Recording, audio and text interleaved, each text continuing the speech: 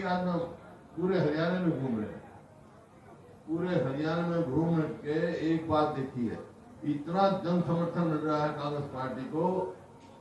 छत्तीसगढ़ आदि के लोगों ने मन बना लिया है कि हरियाणा में अगली सरकार कांग्रेस की सरकार बनाएगी।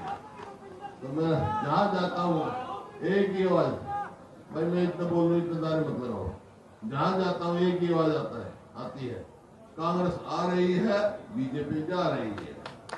थोड़े दिन की मेहमान है सरकार।